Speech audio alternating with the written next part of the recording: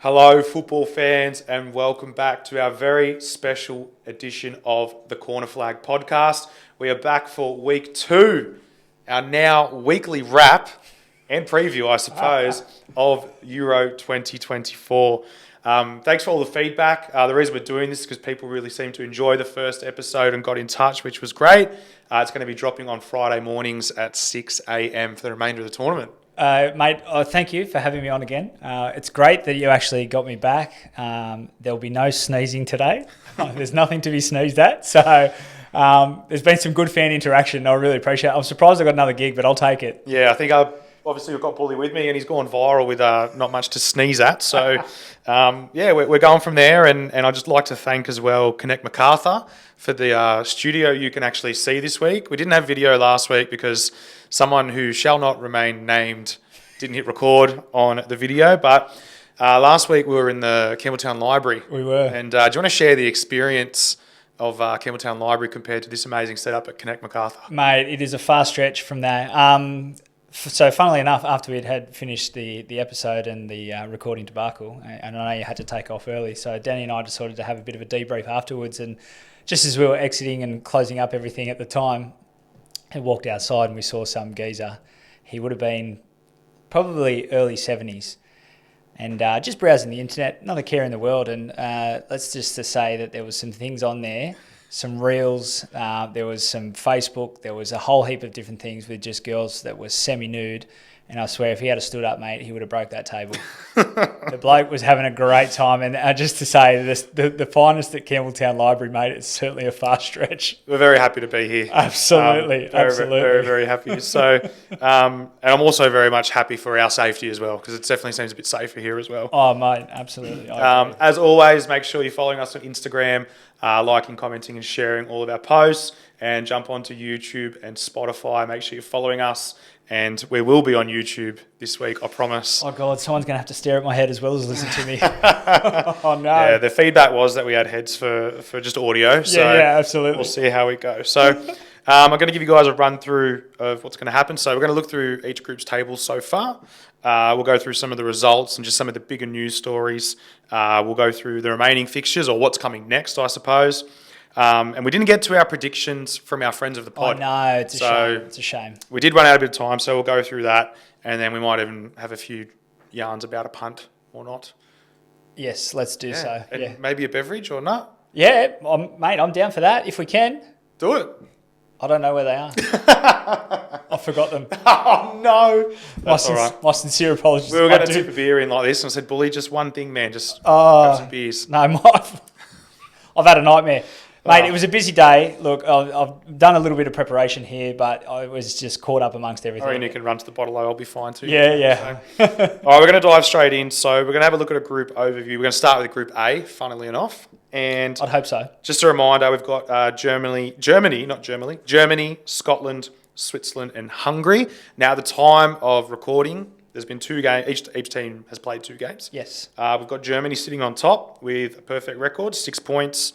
7 goals for, 1 against, obviously thanks to that big 5-1 win over Scotland. Switzerland on 4 points with a win and a draw. Scotland on a point, and Hungary duck eggs. Well, mate, there's no surprises here with those early ones. We had the early crow. I know I mentioned last week on the episode talking that Germany was going to go through unbeaten, and that seems to be on track at the moment. Mm-hmm. You look at their first game, they're 2 young guns, did some damage early on, Wirtz and Florian Wirtz and Musiala. Mm-hmm. They are just different gravy, aren't they? Musiala was just, I think he's been running the show. And I did have, and I forgot to mention, I had him written down next to Foden as my player of the tournament, and I think that he's certainly heading in that direction at the moment if he continues to do so. And coupled up with that, they've obviously got Tony Grews who's running the ship, steering the ship in the middle of the park, and with Gundogan as well, he's still a baller, and some of the stuff that he creates. Obviously, last night got an assist and scored a goal, and that was thrown in a cheeky little multi as well. Well, good call on that one. But look, I think the early indications certainly mentioned that they're going to go deep into this competition, and the finish from Fulkrug in the first game. Mate, that thing nearly burst the net. He got an absolute hold of that. And I had down here, obviously, the standout game, I think, so far of the tournament has been a 5-1 Yep. opening game of the tournament. Yep. You know, and to play Germany in Germany must be difficult, but I felt Scotland weren't even close. And they copped a lot of criticism for, I suppose you look at the strengths that Scotland have, probably in your face, you know, work hard, physical, whatever, and they just didn't see themselves. They seemed to back off. So I know they've come under a lot of scrutiny for that sort of defensive approach. Be interesting to see what they do in their last game. Well, I mean, looking at it, you sort of see, I mean, they had the 1-1 draw against Switzerland, so not a bad result there, but, you know, did the red card in that game against Germany hurt? I don't think so. They were already down 2-0 and looked to be dominated off the park. But I think considering that's a pretty decent result against a Swiss team that was had a really, really good result in their first game. Yep. Potentially there is a way that they could sneak in, but I think, I don't think that one would have helped with that. And I think the result would have been the same regardless of the red card. And I think the big result is probably Scotland, Switzerland, the 1-1 draw, because it puts them both in a position where, because last game Switzerland played Germany. So if they get nothing from that, they're sitting on 4 points. Scotland, if they can beat Hungary, puts them on 4 points in third place, you'd assume on goal difference because they copped so many in that first game, puts them in a good place to go through as one of the better third place teams. Absolutely. I think you're looking at, Hungary haven't had bad performances. I think they just lack the depth. Szoboszlai has really, really hit the ground running and look, he's a great footballer, but I think he's announced himself even more as to why he is such a standout, the delivery of his set pieces and all those bits and pieces. I think what was really, really good to see was the Swiss, when they played the Hungary, that the young guy Dua, who wasn't expected to start, and I'm sure you probably got it written down in your notes there. Yep. He caused some absolute havoc and looked really, really good running through the middle of the park and obviously took his goal well. And also coupled as well, you had Vargas, who I thought was an absolute standout in that game. He was the way that he was consistently dribbling, looking to take his players on. So those last couple of games are really, really going to set up, and could there potentially be someone that's going to go through from that group as the best third place? Who knows? We'll have a look at the results to come. Yeah, and like you said, I had that Dua written as well, and we know he scored that first goal. It was some ball as well, good run, got ruled offside, and then there was the big, oh no, what no do goal. I do? And then he gave it, and then he celebrated like crazy. I love that. So obviously that, I thought Musiala's goal against Scotland as well, just that touch, the wherewithal to open up, and then he rifled that. The keeper had not even moved, it was past him. Yeah. So you can't do much about that. And also Mbolo losing his, I don't know if it was his knee brace. They originally said it was his boot. Yeah, I know. And I don't know if it was his knee brace or if it was holding his junk in place, but that thing fell off. Yeah. And he still dinked the keeper and he was fine. So I suppose what I want to know, Bull, is what is your prediction for the last game? So how are we going to end up? So we've got Switzerland, Germany. Personally, I think, you go, what do you do if you're Germany? Obviously, they'll need a win or a draw to top the group. And they would, if they could sign for a draw now and rotate some players, I'm sure they would. But do you think they would make a few changes and keep a few guys fresh? I don't think so. I think they'll want to go out and try to build on that momentum. I think in their last couple of international tournaments, as we discussed in the first episode, they haven't done quite as well as what would be expected of a team of that stature. So I think now that they've got a bit of momentum on their side, playing at home, they're going to want to impress. So they're going to go out and try and get maximum points. That puts Switzerland in a bit of a bad spot. Although, Switzerland still can surprise. They've got good players across the park, and not to mention, I hate referring to the other episode, but we said, what does Shaqiri do? Goes out and scores worldies. What does he do in that game against, who was it? Scotland? He goes out and scored an absolute worldie. Yeah. If anyone hasn't seen it, go watch it. The bloke takes it first time, left foot, top bins. Yeah. That is just ridiculous. So I think, look, they can sneak a surprise. I think I'm anticipating a draw. I think it's a great result for both, and it allows for both teams to go through. I don't know. What are your thoughts? Yeah, look, like I said, I will find it interesting to see what they do with the squad. I think he'll make a couple of changes, maybe not a lot, but he's obviously got guys on the bench who are good enough to play in most other teams. So I think he might make a couple changes here or there. Just like Füllkrug might get a start. Little things like that where give Havertz a break or whatever it might be. So some changes like that. Like I said, I think they'll both be, like you said as well, happy with the draw. But you just don't know, with a guy like Shaqiri, didn't play the first game, started the second game and scores a worldie. If something like that happens early, it could be a bit of panic stations because all of a sudden they've got Germany going from cruising to possibly finishing second in the group, which means a more difficult passage moving Correct. forward. So it will be interesting. And then Scotland, Hungary. What are you thinking there? It's yeah. I mean, the two of the lulls of the group, I suppose, the two teams that haven't expected to probably get through into the next round. You never know. Scotland could surprise. I think we might just see a good game of football. You know, it might be just a bit of end to end, playing for a bit of pride to not finish on the bottom of the group with 0 points. You know, I think Hungary might want to do that. Scotland, you know, they've got every chance mathematically. Yep. You know, you look at these different things. So I think it's now that the new concept of what that is, I think it throws another thing in the mix where people go, oh, well, hold on a second, I've still got something to play for. If you don't lose, you know, if you only get the 1 point, you're sort of, you know, resigned to going, well, I'm not going to probably get through. So I think there's still a lot to play for here. I anticipate that Scotland will knock over Hungary, and then it will come down to what happens with the other results. All right. I'm going to back Hungary to beat them. And I wonder if 3 points is enough to get through as one of those better third places. It just depends on so many different things. And like in the past, this match would be dead rubber. You know, I don't think Scotland will win by enough to jump Switzerland because their goal difference is so poor after that 5-1 drubbing. So in the past, you know, it's a dead rubber, but I do like that there's something to play for. Like Scotland will really want to go and get this, and they haven't, even though they had a draw with Switzerland, I don't think they've put in a really good performance yet. So that'll be interesting. So we're going to cruise into Group B. Yes. Spain, Italy, Albania, and Croatia. Again, at the time of recording, we've got Spain and Italy who've both played a game. Albania and Croatia have played 2. Interestingly enough, Croatia are bottom of the pile. So we had, I'll just run through the results so far, and then we'll have a chat. So we had Spain beating Croatia 3-0. Do we want to start there, actually? Let's do that. Let's start there before we run into the next. Obviously, Let's go. Spain 3, Croatia 0. Spain 3, Croatia 0. Look, all eyes were on the one young man that started as a 16-year-old. Wild. That is just insane to fathom, considering you've got guys that have been there, have done it, have been at that level, and they've thrown him a start. And he did everything to impress. You know, Lamine Yamal, he lived up to the hype. He delivered a gorgeous cross for the third goal. But I think the thing for me, and what the important part was, just his running game. You know, he absolutely terrorised that left back.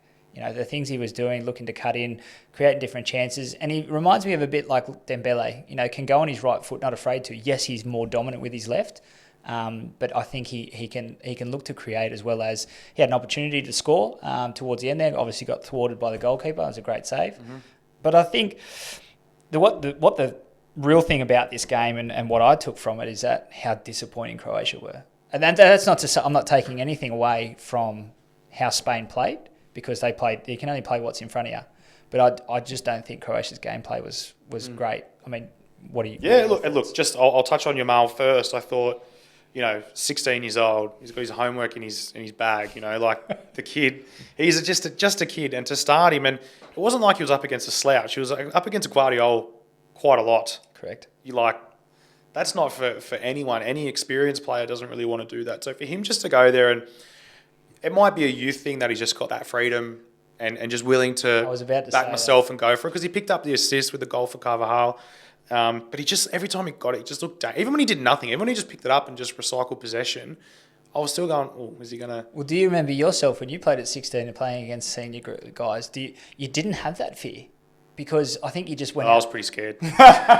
Scared you were going to get crunched by someone. Probably. It is one of those things, but I also think that you do play that bit of freedom. And look, I'm sure the listeners might agree with us, but, you know, at that age, when you are playing in that senior space, I suppose you do have nothing to lose.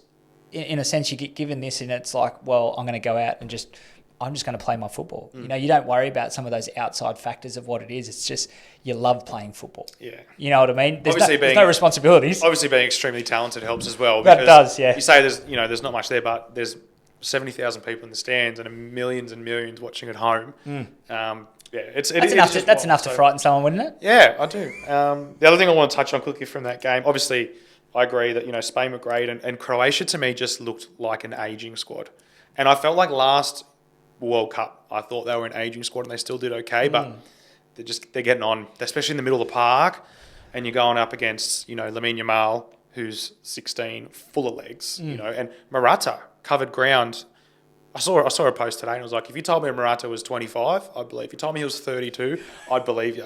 I think I've seen a similar one, yeah. For Spain, the guy's a different beast. Throw a captain's armband on him and he just, One note that I wanted to make here was about Fabian Ruiz. What a goal. That's actually my favourite goal of the tournament. Scored a great goal, but not only that, he was the one that played the ball through to Morata. Mm-hmm. Now, albeit I think it was a little bit chonky with the defence, whether that's been the way that they've sort of spread and whatnot, but to still deliver the pass with the right weight to allow, Morata to just run onto it. The defence was a bit sixes and sevens, but I thought he had a really, really good game and a guy that's, he's not a notable, normal starter for Spain. He's starting to break into the squad. But going off that performance, mate, he was an absolute stud. Yeah, definitely locked his spot in, I think. So we'll cruise on over to Albania, Italy. Wow. What a 22 seconds. I was going to say the quickest ever goal at the Euros. Yeah. I think DeMarco will be having nightmares about taking throw-ins. Absolutely. But then obviously he was involved in the nice corner set play for a goal as well. But I just with Italy, I really love watching Chiesa, Federico Chiesa.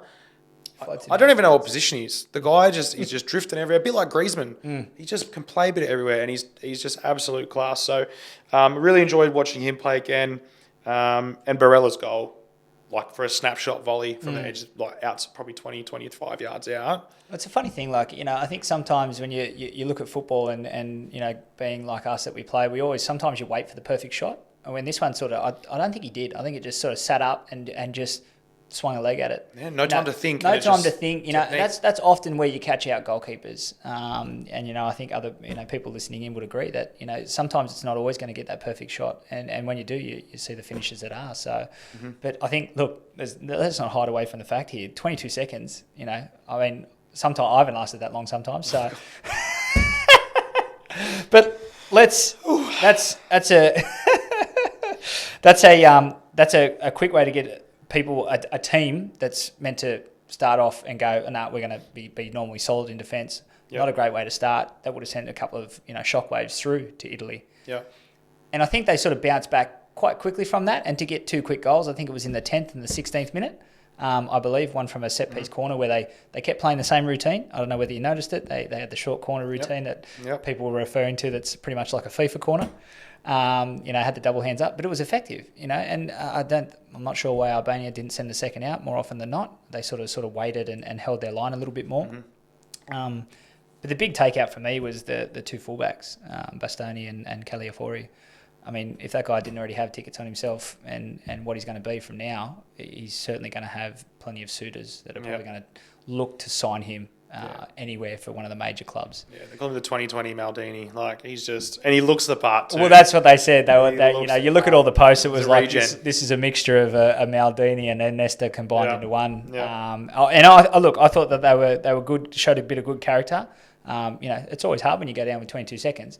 To sort of boost the team up. But the good thing by conceding a goal that early, you have plenty of time to get those ones back. So. Exactly right. So, obviously, the last game that has been played at the time of recording was Croatia and Albania. Shock result? Yeah, it was an early game, and I remember waiting up in the middle of the night with my young fella, and I checked my phone, and Albania up 1-0, and I was like, what is going on? And then it just descended into chaos, ended 2-2, and 95th minute equaliser, wasn't it? It was, and you just go, Albania must be chuffed. 2-1 down to Italy, 2-2 draw to Croatia. Like, I know they've got to play Spain still, right? But they're respectable results against top, well-recognised teams. So, correct. I just think with that game, obviously it leaves us with Spain and Italy on top, only having played a game. Both got a game in hand on 3 points. Albania and Croatia just on one each. So, with Spain playing Italy tomorrow morning, so by the time this gets released, it'll be half time in that game. Okay, so let's make a bold prediction. Okay, I think it's going to be a draw. Yep. Give me a score. I'm going to go one apiece. Yep.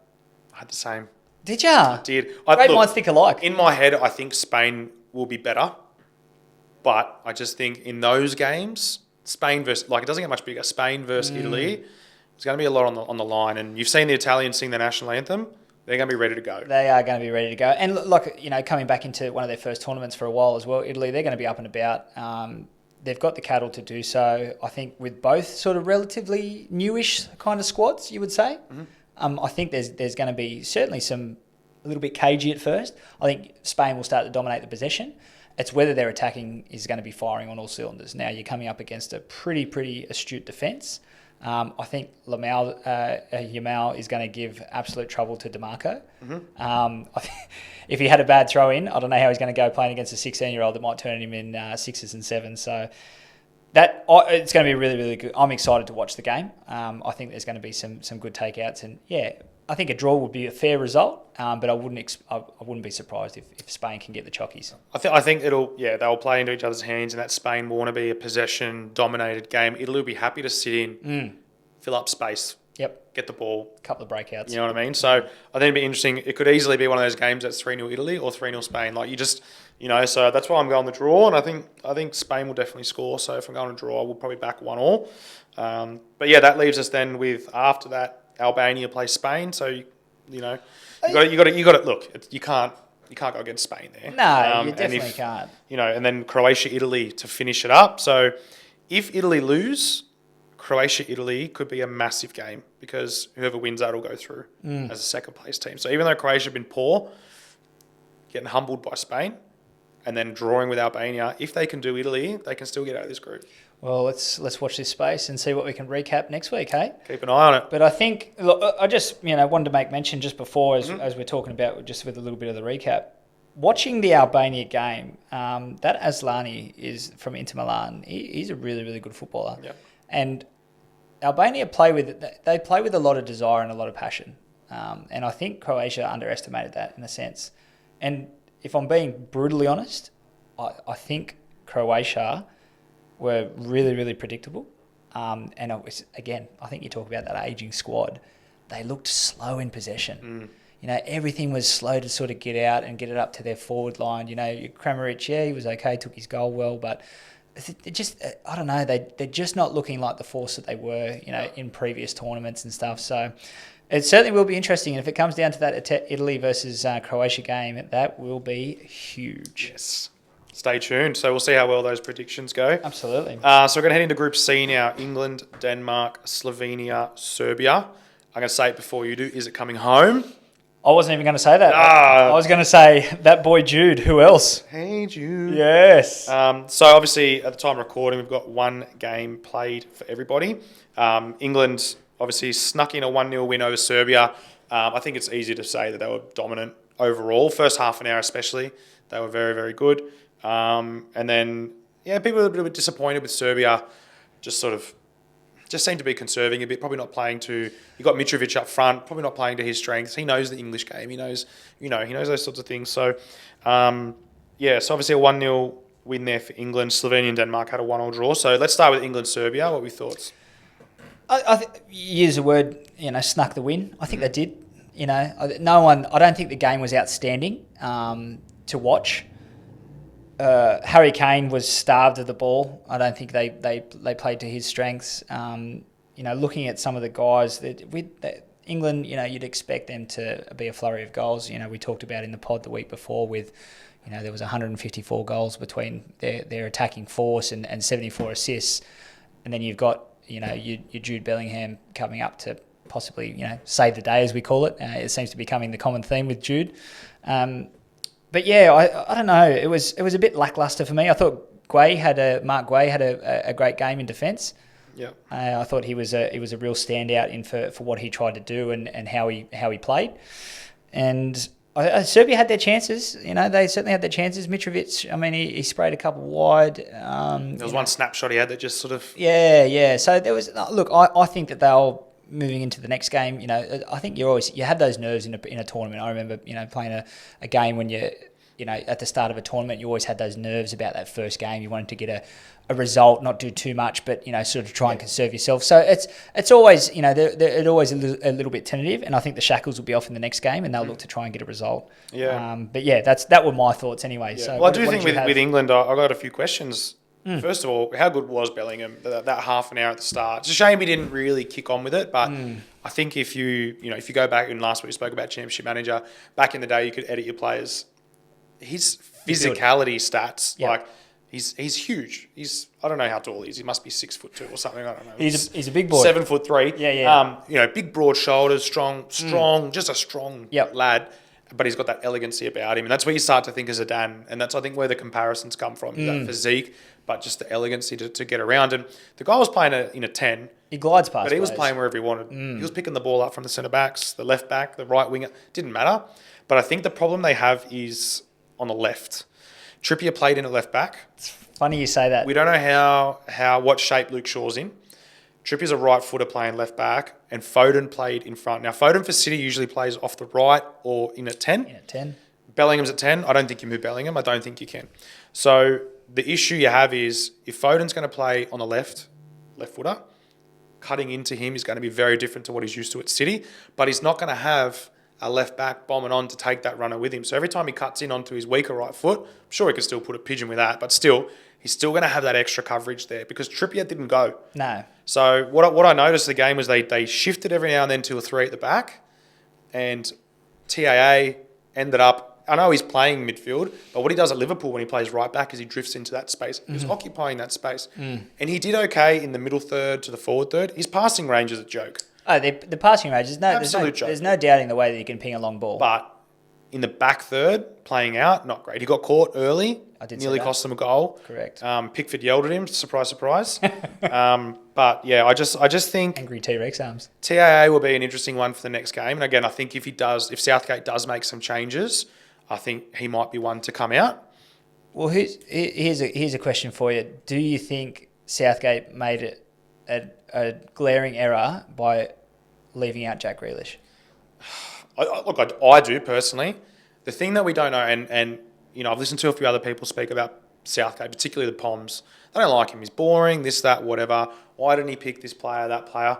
What we don't know is what's going on behind the scenes. We don't know what Jack Grealish is like around the group. I reckon he loves getting on the sauce. And Well, he looks like a proper lad. He does. The thing about me that stands out, I think that he's a big character, and I don't know whether he might dominate a little bit of that and take away from Southgate as the coach. Yeah. Whereas I think there's a lot of others that will just sort of listen and take that on. Well, when you've got, he's only picked 26, obviously, but when you've got probably 35 players that you know, around there that you could have picked, you don't need to, as a coach, you don't need to take that guy that's going to challenge you and your authority in front of the players.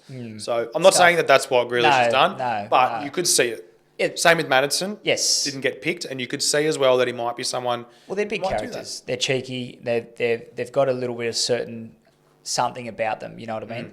They're great when you're have them in a club environment, but sometimes at national level, you know, it might detract away from that ultimate goal of what they're trying to achieve. And look, these are all sort of speculating things. I agree with a lot of your points that you've said around, what you've made about Foden being out on the left and having to do this and Trippier not overlapping. It was real lackluster. Yes, you've got Saka. You can't drop him. You know, he's creative force down that wing. But, you know, where do you put Foden if he's not being creative in that left-hand side? And albeit, you don't want to lose someone of his ability and the way that his current form is, you can't drop that player out of that side either. You know what I mean? But do you stick someone else out on that side? Do you try Saka out on that left? You know, because the result, when you look at it, probably, you touch on it. It was. I think it was a bit lucky in a sense. I don't think they created too much else. I thought who was dangerous when they came on was Jared Bowen. How good did he look? Again, you know, he's had a good season. He likes to run at plays. He's a very similar mould of. I think they've got a lot of left-footed players, but they all play out on that right-hand side. You know, there's no one that's sort of naturally whipping in, or you've got none of those right-footers that play in that operative sort of wing role. And that's why Kane's probably been starved as well. He wants balls in the box, and when you've got inverted wing, it's going to be hard. So, look, that's what I thought, you know, and if you do put Foden on the right, maybe Saka could be more effective on the left than because he is a dribbler, he will run at people, whereas Foden's biggest strength, and how many goals did you see in the Premier League? In on his left, drag away. But receiving it in that 10 role, and look, you can't drop a Bellingham out of there, but do you put him further back? And that's the chat. Do you play him alongside Rice? But then who do you want to get the most out of? Is Jude Bellingham. Correct. You know, and he scored that goal with a late run into the box. Well, he's the Foden's not scoring that goal. He's not making that type of run, not that type of play if he's playing at 10. So the argument always is, do you pick your best 11 and try and fit him into a team?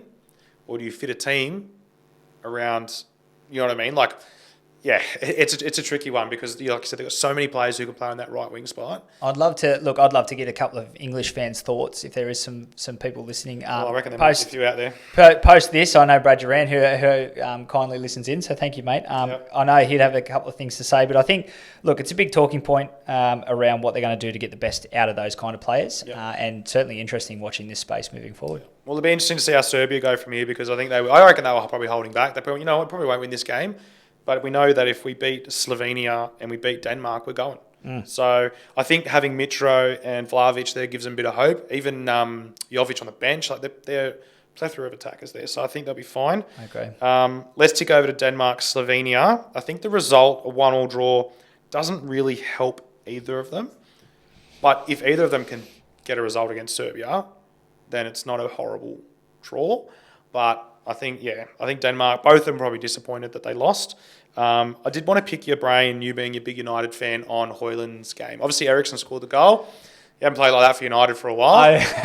What did you think of Højlund? Because he's the sort of shining light for them at the moment. But yeah, I think he was quiet. I don't think it was his best. He looked to bring a couple of players into play. I think some of the stuff that Højlund does off the ball is probably not as recognised, and probably not someone that you don't watch all the Man United games through. But a lot of his movement and stuff that he creates, he likes getting the ball up into his feet, and he can bring a lot of players in, and whether that's dropping it into a 10 or the likes of an Eriksen and sort of playing that ball out. Now Eriksen. Wherever this form is, I'd love for him to bring it back to United. The way that he delivers across, albeit I know that Bruno Fernandes is obviously our main taker, but he's deadly on set pieces, and he looked to create, and it's one of those things. And a couple of these guys that we've talked about on the pod that put on that national jersey and turn into a different player. I thought he was really, really great, but. The one thing I wanted to comment and take away from that game was Benjamin Sesko. He was outstanding. He had two chances. One that I think the post is still shaking at the moment. What a banger that was. He hit that with some force, and I think on the half volley too, as it was still sort of rising and going through. And then the other one, he just flashed past, which was early on in the game, had a strike, sort of like a little snapshot from a standing start. The ball was only sort of just rolling and sort of swung his boot at it, and mate, this thing only just flashed past the post. And certainly some flashes of brilliance from someone that has been touted to sort of go to that next step. And I think we're starting to see a bit of that coming through in these games. Yeah, well, as we're recording tonight, it is Slovenia-Serbia. Can you give me a prediction? I think Serbia win this. Yep. I think they win 2-1.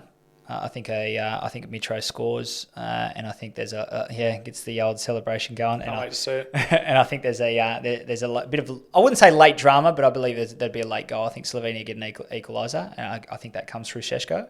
And then I think Serbia may have Vlahovic left-footed, maybe just a little touch in the box. Watch this space. That's a big prediction. So what about Denmark-England then? So they play at 2 a.m. When this pod is released, so they'll have finished. So where are we going there? Interesting one. You've got a couple of guys in Denmark that ply their trade over in England. Mm-hmm. And I think it's always hard when you play against the English, because you do know a bit of their play. A lot of these guys, and how their formula is probably set up. And then there's always so many eyes on England. I mean, everyone's always watching. There's always the critics and all that stuff. So it'll be certainly. I think it's going to be an interesting game. I think England get it done. I reckon a Harry Kane double, and I think it's a 2-0 result. Okay. Interesting. I'm going to jump onto Serbia to beat Slovenia. Score? I think they'll do it comfortable 2-0. Yeah, nice. Not taking anything away from Slovenia, but I think Serbia need that result, and I just think they'll be up for it. I think they will. I think they held back honestly in the first game, and I think they'll have a real crack. And then Denmark, England. Hard not to back England, but they lost to Iceland before this tournament and in the last tourney as well, when they got knocked out. Oh, sorry, the last. Was it World Cup before? Whenever it was. They've lost their major, so they might struggle. It's just one of those ones where you could go, if you woke up in the morning and England had lost 1-0, you'd be like, Southgate. Expected it. But if you woke up and they won 4-0, you'd go, oh, okay, it's coming home. So I think Southgate's in a bit of a predicament where either way, you know, if they win 1-0, people are going to slam him for being boring, and if they lose, they're going to slam him as well. So it'll be interesting. I'm just really keen to see if the squad does get rotated a little bit. I think if Luke Shaw is fit, which we don't know, I think we'll see him at some point. He brings a lot. I think Southgate will want to know, is he okay to play later in the tournament? Like, can we actually use him? Yep. Along with a few others as well. Like, we might even see Ivan Toney or Ollie Watkins get a gig, especially if they get a couple up as well. Well, it'd be interesting. Look, do they sort of change their formula a little bit and maybe go to a different formation to accommodate two strikers? You do have a couple of good strikers. I don't see Southgate doing it. I know. Look, and he wouldn't want to change, but do you change your style to suit someone? To play up against a different team. Anyway. Well, let's watch this space. There's so many factors that could come into this. That's exactly right. So we're going to tip into Group D now. Netherlands, France, Poland and Austria. So again, another group that has had every team's played one game. We've got Netherlands on top and France equal with them, both on 3 points. Poland, Austria obviously losing. So we'll start with Netherlands, Poland. Netherlands 2, Poland 1. Yes. Well, all of our Polish fans listening, they must have been absolutely up and about for the stat. There's none. It's Romania. Oh, I was going to say, I thought our Polish fans would have been listening for the 1988. Yeah, after they won that, they're keen to win it again. It's a damn shame we're missing our stats, man. Danny, thanks, mate. Yeah, mate. Any guys that want some facts, please go see Danny. It's a shame that he's not here to give us some more.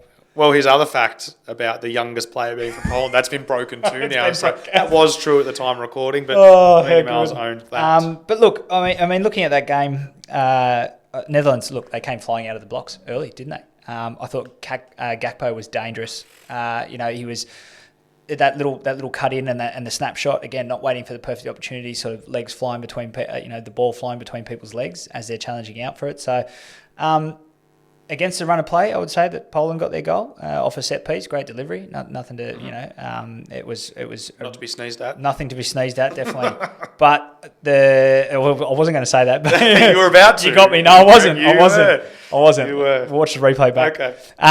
But there, Bushka starting in front of obviously instead of Lewandowski, gone up to get the header, and I think that's well. It did take it well, and I think that sent a bit of a shockwave through to Netherlands and sort of we've got to get back on top here.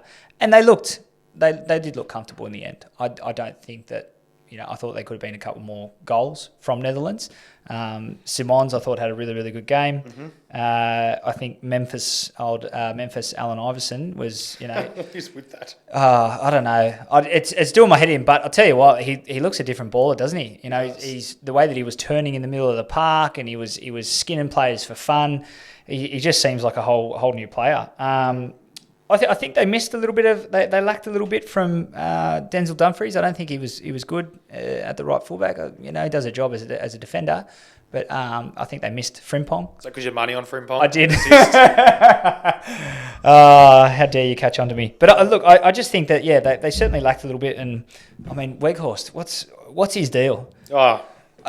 He comes to United, can't score a goal in front from 6 yards out, and then he comes and plays for Netherlands, and he knocks him in for fun. I'm sure you had some comments. No, I just actually went into the Netherlands lineup because I just wanted to, their back line. They had who was fantastic. Big Verge, Stefan de Vrij, and Denzel Dumfries, which is a great back line. But you look at who's not there. We've got Frimpong, who come off the bench. Yep. And then Mickey van der Ven. Yep. He came on with 3 minutes to go and played left back.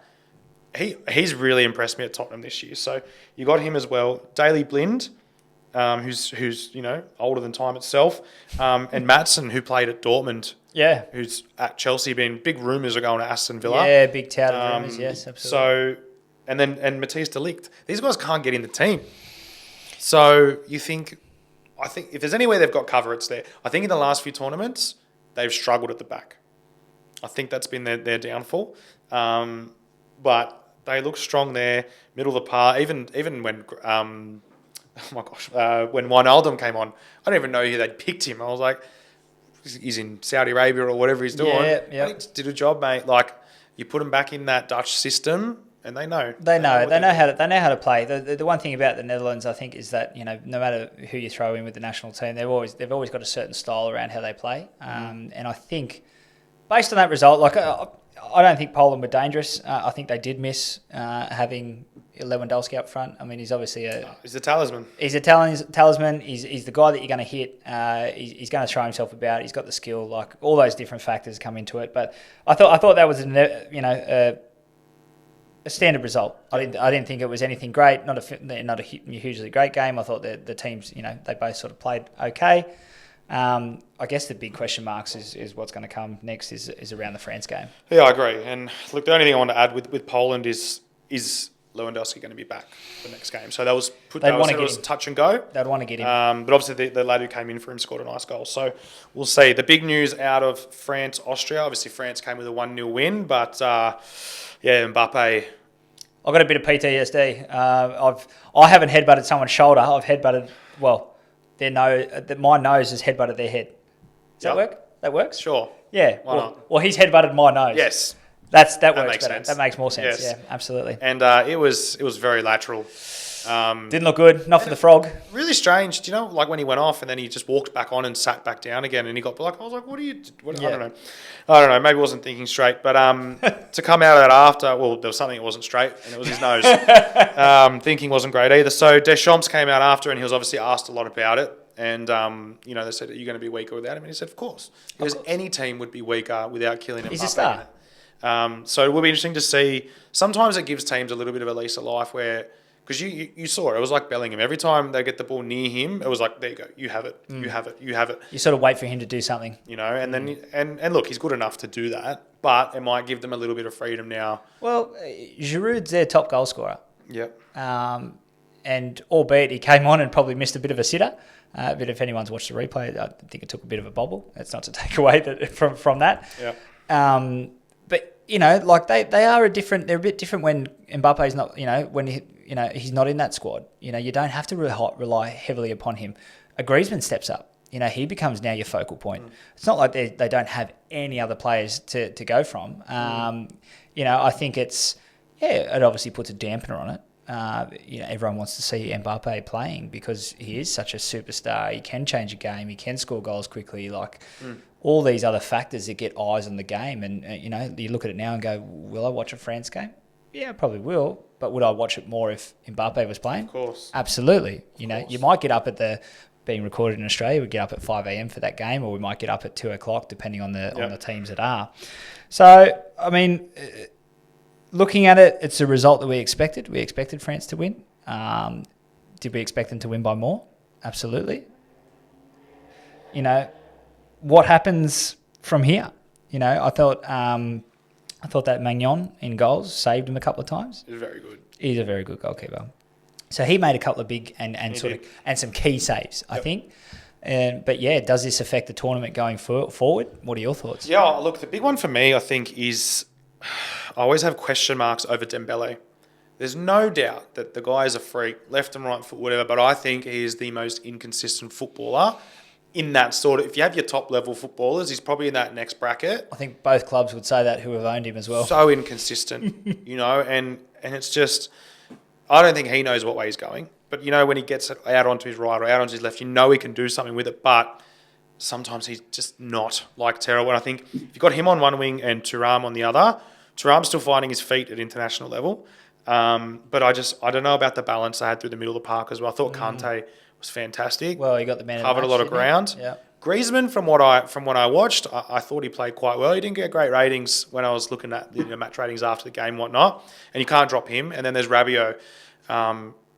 He's okay, but then you think you've got Tchouameni, you've got Camavinga, you've got Fofana, you've got all these guys on the bench that you go, like, how are they not even getting this is one of the ones that I think it would be hard as a coach. Now putting my coach's hat on and probably being in that situation, I look at it the same as similar to Southgate. You are, you're flush with options and depth of quality.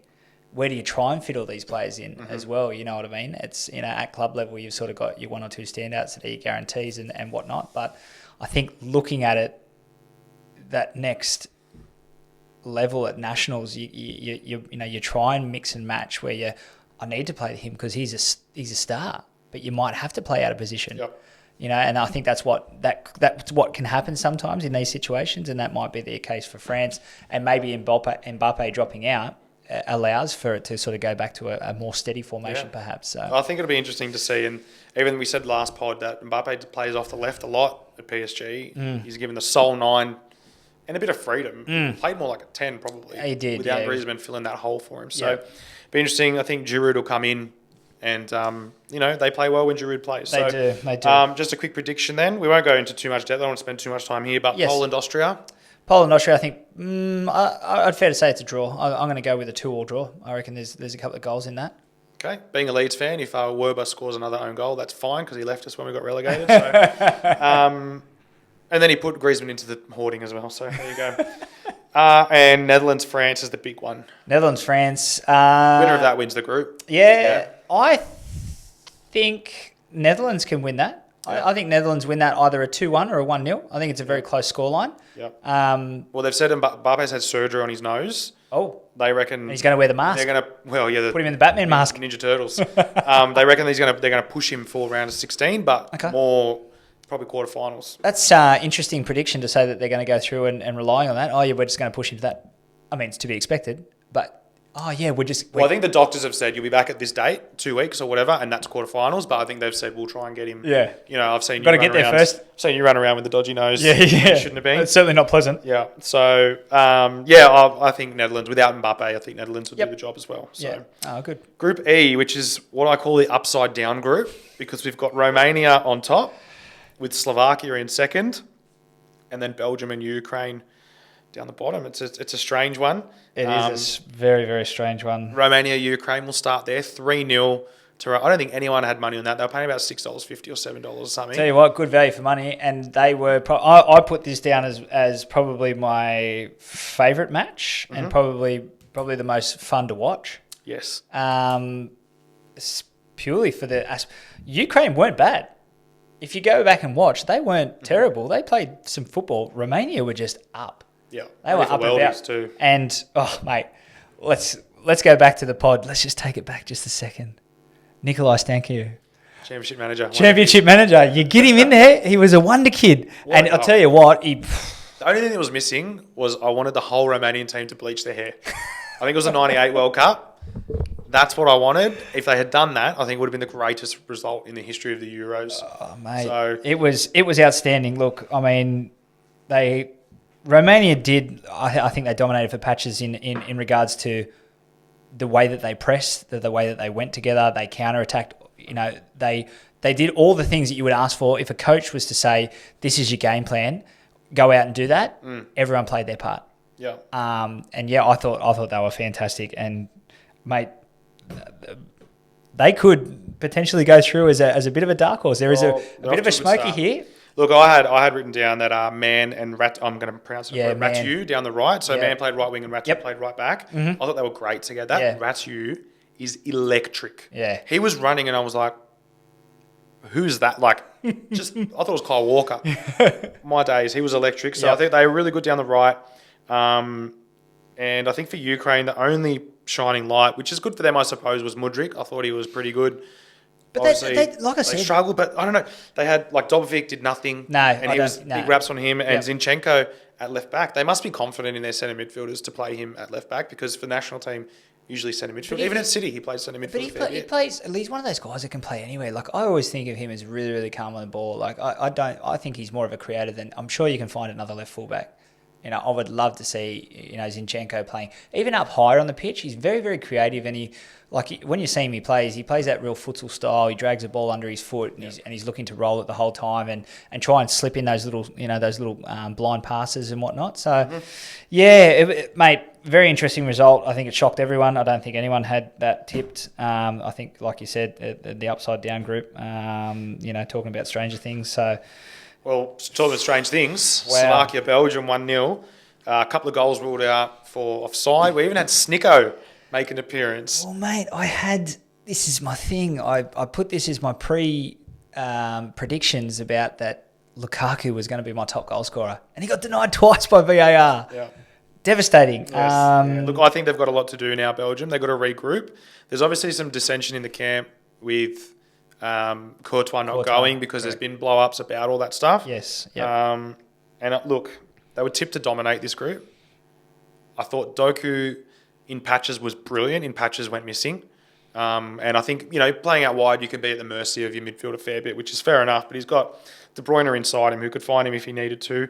But I think with Doku, Trossard, KDB, Lukaku, mate, you've got to be scoring goals, and you can't not score against Slovakia. No, and next to Ukraine and then Romania. I completely agree, mate. Mate. Everything that you've said there, I mean, you just rattled off those names. They are all certified stars in their own rights. Yep.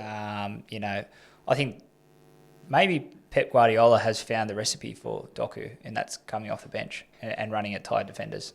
You know what I mean? You can't not start him. You can't not. He is. He's only 22, I think. He's young. He is a young starter, and it is. It's a hard line to draw, but I mean, we always talk about it. They're forever the team that always disappoints, and I mean that result speaks volumes about exactly what it was. That's nothing to take away. Let's not take away anything from Slovakia. Yeah. Oh, they'd be buzzing. They would be buzzing. That's a huge result for them, and that puts them in a decent stead. And again, I mean, Belgium's going to have a lot of work to do, and I think they're going to atone for it. And you're going to touch on the next games coming up. Yeah. Well, Slovakia, Ukraine's next, and I think obviously Ukraine need to respond. If they don't, they're done. So. Whereas Slovakia have that little bit of confidence from beating Belgium. So I think it holds itself to be a pretty interesting game. Yep. I'm going to go either a boring 0-0 draw. Yeah. Or it'll be a 3-2 thriller. That's the way I see it going, it'll just... Complete polar opposite. Yeah, it'll be Ukraine just going bombing on and having an absolute crack. And they're either going to get punished for it or it's going to come off very well. Yeah, I think Ukraine get it done. I think they'll want to make up for the mess that they created with that 3-0 result that no one would have expected. So yeah, I think there's definitely going to be some I don't know about changes, but I just think that they'll want to go out with some more intent. And again, I don't know whether it was that first game jitters or what that is, but let's not take away from what Romania did. There you go. Well, Belgium-Romania is the other game there, and I think it's hard not to back Belgium even after a disappointing result. Yep. But Romania full of confidence. They'll be up and about, mate. But I think you'll know in the first 15. If Belgium score early, I think they'll run over them. Yep. If Romania score early, it's going to be an absolute battle. But look, sometimes when you do go, when your back's against the wall, if they do concede early, that Belgium will somehow find a way. It's just I think for them it's a lot about their mental capacity. Like it looks like they can't get out of it. Whether there's something that's going on in the back of the mind of this is well, we should be expected to get these results. We should be expected to perform well, and maybe it's just not happening as a collective. Football's not won on expectations. No, mate, that's exactly right. There you go. So we are going to cruise into Group F now. Last group. Turkey. As one of my students, Turkish, told Turkey. me, I said Turkey. Turkey. And I was like, okay. Okay. So Turkey, Portugal, Czechia, and Georgia. So we'll have a quick look at the table and the results. So Turkey on top after a massive 3-1 win over Georgia. Look, plenty to talk about from that game. Obviously, I know you're going to go to Arda Güler, so I'll let you... No? Of course. But before we even got there, I wanted to talk about the last goal, if you saw it. Were there? Georgia, I'm just going to praise them for 2-1 down, sending the keeper up for a corner. Mate, you love to see it. But even the whole game, Georgia looked... They were good. Yep. They tried. They played with passion. They've got a couple of guys that are very, very skillful. You look at I think it was the goal that they scored. The bloke did a couple of step overs, sent the bloke for hot dogs, and cut the ball across. And then they had chances, man. I think Turkey were reeling. You know what I mean? And obviously lucky to get the third. I think it looks. Yep. It probably puts a little bit of mayo on what the result was. Of course. But mate, I think they were good for what it was. Yeah. And yeah, I mean, I thought you were going to talk about the goal from Mulder, the volley, the one that was still rising. Yeah. That is, and I know you appreciate a good volley, Sim. I do. That thing. Mainly because I can't do them myself. I was going to say, yeah, me too. But that tech is on the way up, the side foot sort of lacing down on it, and it's still on the rise. They're gorgeous to watch, aren't they? They are. So obviously a good result there for them, 3-1. I think Georgia might still do some damage in the group. I think so too. I think they can cause some problems. They showed enough. They did. Portugal 2-1. Obviously, we're not going to talk about Goulet. Oh, I thought we was going to leave it. It was an absolute screamer. What a bomb. Just left peg, touch. Thanks. There's something about a left footer, isn't there? They just hit the ball sweeter, don't they? They do. They know what they're All the left footers will probably agree. They'll be on the pod, right? Oh, yeah, we do. We hit it much better than right footers. Da, da, da, da. Yeah, I've never seen one of them make a tackle, though. That's so something about true. that. So, But he caught it. He's an absolute stud. He's now the youngest to score on debut. Yes. So he's beat Cristiano Ronaldo's record. Yeah. One of the many that Cristiano owns. But I thought, look, I just wanted to touch on it. He was fantastic, and it's got everyone a buzz. You can see why Real forked out the money to get him. Yep. He's a superstar in waiting, and mate, I think he's going to do some. Hopefully, continuing this. Hopefully, it's not just a one-off. I thought he looked really, really good for what he was. I did pick him as my best young player there. Good on ya. But yeah, let's move on. Let's move on to the Portugal. 2-1. They're obviously down. Expected. 1-0. Came back late. Goal from Sergio Conceição's son. Yes. How good. Came Francisco. on. It was on for 2 minutes. I'm glad you noted that, mate, because I mean, look, coming off the bench as a young kid and he's had a few raps on him, but yeah, to come on and score the win, it's always nice. Yeah, I think if you watch the game, watching Chechia play, look, they sat in, they absorbed, they did their game plan quite well. Okay, They knew they what was could have coming very nearly snagged a draw. Yep. When they counted, they just tried to eat meters, so they were just happy to dribble to the corner flag and win a throw in, and then shift their run up, which is fine. Yep. But what that leaves me with is Turkey and Georgia are not Portugal. So what are Chechia going to do in games where they're going to have more of the ball?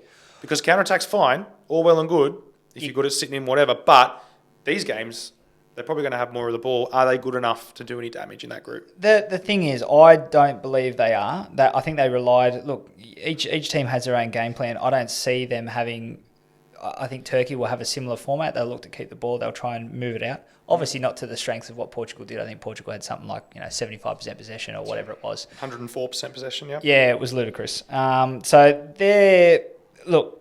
whether they can apply it and try and create something. That's going to be the real question here.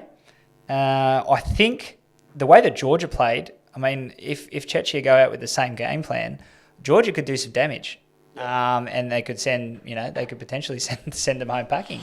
I think Portugal will want an improved performance, but I mean, let's talk about two players, and you two players, 41 and 39. Pepe's 41, and he played a full 90 minutes. Yeah.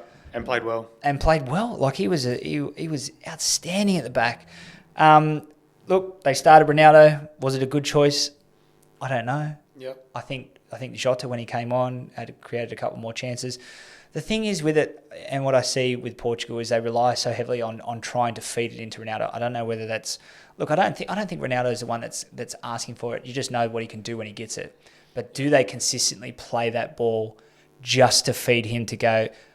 Oh, we know what you're going to do with it, but seems to be the only consistent option. Yeah. I don't know. That's what it looks like. I don't know. He's probably the only guy when I watch the game, when the ball's out wide or wherever, I'm watching where's Ronaldo, and he's always drifting off to that back post and what he knows. But if I'm doing that, there's no one else I'm doing that with. Yeah, they're obviously doing that. They're going, where is he? So I think they're starting to take a little bit of that off him. I think Rafa Leao was probably. Squeezed out a little bit by Ronaldo's dominance. He's used to being that guy, especially at AC. Yep. So it will be interesting. But we will touch on Ronaldo a little bit later. Okay. But that's our review from most of that. The next games they've got coming up in that group is Georgia and Czechia. Yep. So it would be interesting. Yeah. I think Georgia can. The way that I saw the play the other night, mate, I wouldn't be surprised if they get a 2-1 win. Yep. I'm predicting a 2-1 win. And Turkey, Portugal? I think Portugal get it done. I think, look, in the way that, Turkey will try and, whether they fight fire with fire and go with we'll play the same brand of football that you guys try to play, or whether they'll adopt a bit of that, Czechia play and sort of go, hey, let's try some of that counter-attacking footy. Yep. But yeah, I'm going to say Portugal 2-0 there. What about you? I'm thinking Georgia will get the job done. Probably a 1-0 squeaky bum time. And I'm going to go Portugal-Turkey draw. Oh, okay, nice. Yeah, only because Turkey were my overachievers, or what did we say? Surprise packet. Yeah. So I had them there. as my dark horse team. Well, let's But watch we'll let's see. watch this back and see. Yeah, so we're going to tip in now to a couple of friends of the pod, some of their predictions. Yeah. So I'll read them out. We'll have a quick chat. I do want to move on though, so Nah, I absolutely. do want to get them. So Conscious of time. first guest I had on the pod was recently retired Jake McGing. He had his winners as England, top scorer Harry Kane, best player Phil Foden. So there's a bit of a He knows. theme here. Yep. Dark horse Croatia, Well, that's all right. We may as well cancel that one out. underperformers Italy, which a lot of people picked. Yeah, And still, they beat Albania 2-1. yeah, true. So- Yeah, that's fair. Interesting. See how deep England go in the tournament. Mm. Next guest I had on was Anthony Caceres, and he's gone winners Germany. Mind you, these were submitted before the This tournament wasn't started, just to remind you. Just to clarify. He had Mbappe's top scorer, best player, Musiala. Oh, he knows. Dark horse, Croatia. Oh God, And underperformers, England. England. Yes. Okay. So a couple there. Then I had Alex Brosk, Sydney FC legend. His winners, he had France. His top scorer and best player, Mbappe, which will be difficult now with the broken schnoz, missing about 3 games. Yeah, So he's going to be missing with the beak. dark horse, Netherlands. Okay, I like that. And underperformers, Italy. So a bit of a theme there with underperformers. Yeah, it's not fair to the Italians. Sorry to all the Italian listeners. Well, then we had Matty Yerman and his winners. He had England as winners, top scorer Harry Kane, best player Phil Foden. So I think him and Jake McGinn copied each other's answers. Dark same horse, paper. Croatia. So same as again. God. I'm sure Matty Yerman's got some crow. In his Yeah, background. yeah, He must do, yeah. And underperformers, Germany. So interesting. Wow. Yeah, okay, that's couple jumped on a couple of those Germany. things that have sort of. I don't know. I feel like that's a complete opposite with those. Yeah. Anyway, let's. And then finally I had Keely Adamson from the MacArthur Bulls as well. He had winners France, top scorer Kane, best player Mbappe, and dark horse Hungary. oh Just an interesting one. Yes. I don't think he's Hungarian. no. Underperformers, Germany.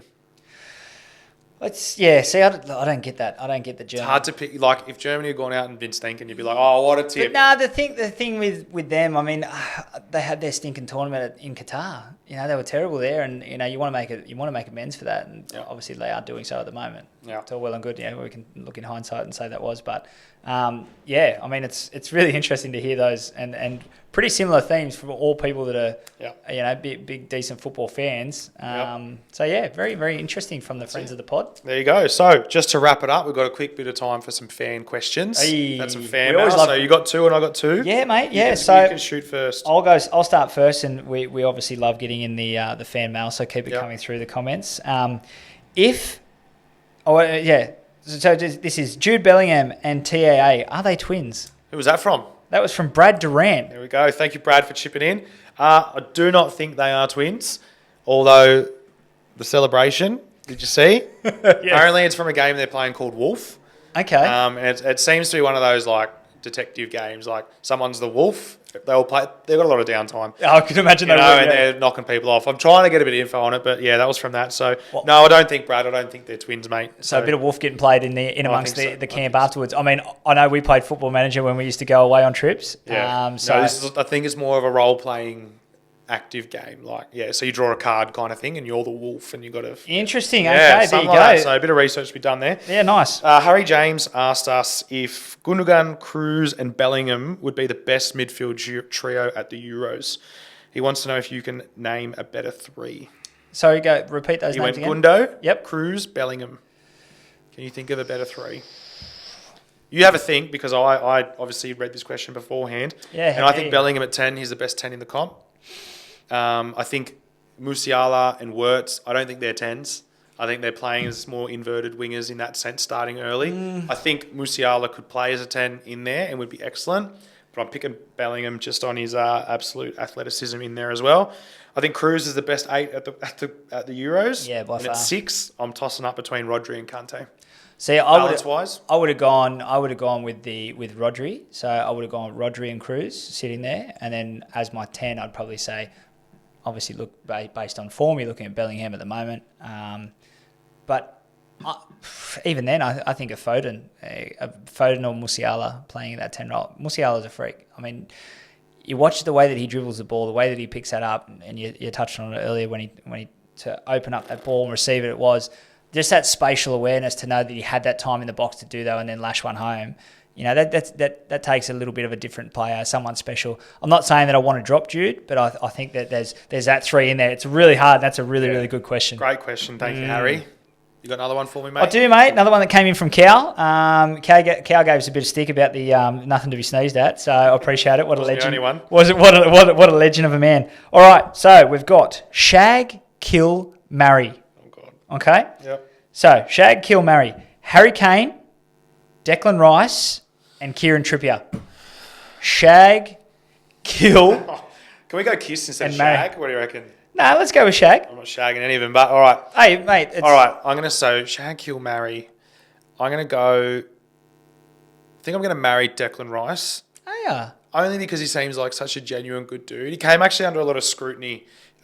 He's been with his partner since school. And she doesn't look like your typical wag. Yep. And apparently he copped a bit of stick about it. He just came out in the media and absolutely defended her, saying he loved her, all those stuff. So that's what I want a man to treat me in the long run. If you are married to a man, you want them to treat you like that. Exactly right. Absolutely. And I think Rice is a pretty cool last name as well. He might take mine. So I got a kill and I got a shag. You're shagging Harry, aren't you? I got a shag Harry only because I think if we kill Kieran Trippier, like of the 3, probably be missed at least.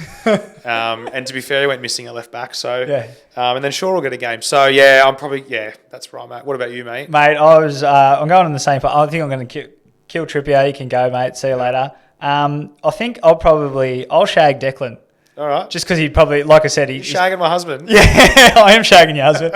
I think, like you said, mate, he's he's a nice guy, and coming under scrutiny, he might actually give me a chance. He might let me. You know what I mean? Yeah. I'm no Mona Lisa oil painting, so if he's going to let me shag him, I'll take it. And I'm probably going to marry Harry. I mean, he's living in Germany, a couple of steins, he's got a bit of money behind him. Let's go for I just it. couldn't put up with his voice, I don't think. Just gets on my nerves. Yeah. So, Dean Kane. there you go. All right, last one. Harley De Silva asked us, and he's Portuguese, mind you. Yeah, the Hardley. He asked is Portugal better or worse with CR7 on the pitch? He said personally, he thinks Ronaldo's holding them back, which is a massive call from a Portuguese fan. Look, I think, given his age and where he's at the moment, I think he does hold them back. Mm-hmm. I tend to agree with Harley, and I'm a massive Ronaldo fan, as you'd know, being a big United fan. I think it does, and the reason I say that, again, it touches on what we said before. Everyone, the play seems to want to go to him, and that's probably him getting himself in the right positions, and that's not to take away from that. But I think that your sole focus point is getting it to him. I don't know whether it's you want to get him all these records or whatever that looks like, but it just seems to be that everything lines up to go to him. And yeah, I think it does hold some of those players back that can probably fit into those other positions and score goals. So yeah, I would tend to agree. I think it does hold the team back. Yeah, I think it's a bit of a catch-22 because you got him there. If he scores, sneaks in he nearly scored that header. Like not many players are getting on there. So, but they've just got so much talent. I think if they weren't as good a team, yeah, I get it. But they have very, very good. They do. But then if you drop him, yeah, I think he's got the tendency. He could throw the toys out the pram, for lack of a better saying. But you don't know. You don't know what's happening behind closed doors. No, exactly. And I mean, look, the records speak for himself. He's the top goal scorer for a reason. He holds a lot of records. He knows where to put it in the back of the net. Are you worse off that you don't have someone that can find a goal out of nothing, that can leap, and he's obviously physically fit. It's not like he's a labouring 39-year-old. He is ridiculously shredded, as he's you an know. Adonis. So yeah, no, very good question. But I think they are held back, just given the context of where they are and the players they do have now. I think there is a little bit of that. Lovely. Well, that brings us to the end, Paul. Mate, thank you. Just want to say thank you for coming on. Same time next week. Absolutely. I'll bring it. Library, or you want to come here? I'll come here and I'll bring the beers. Lovely. So thank you, everyone. That is the end of our episode. As I said at the start, please make sure you follow us on socials, jumping around us. We have put a few posts up about chipping in with some questions. So if you have any questions, feel free to let us know. And update us during the tournament. Are you watching? What are your thoughts? Let us know, and we'll have a chat about it next week. Yeah, the more interaction, the better, I say. Yeah, absolutely love that. So this will be out on YouTube and Spotify. Obviously, you're already listening to it if you're hearing me, but the episodes from now on will go live on Friday mornings. We'll probably review this when it gets closer to the pointy end date-wise. But yeah, generally that's what we'll be aiming for. So thanks for choosing to score some goals with us here. Thank you, mate. And don't forget to celebrate with the corner flag.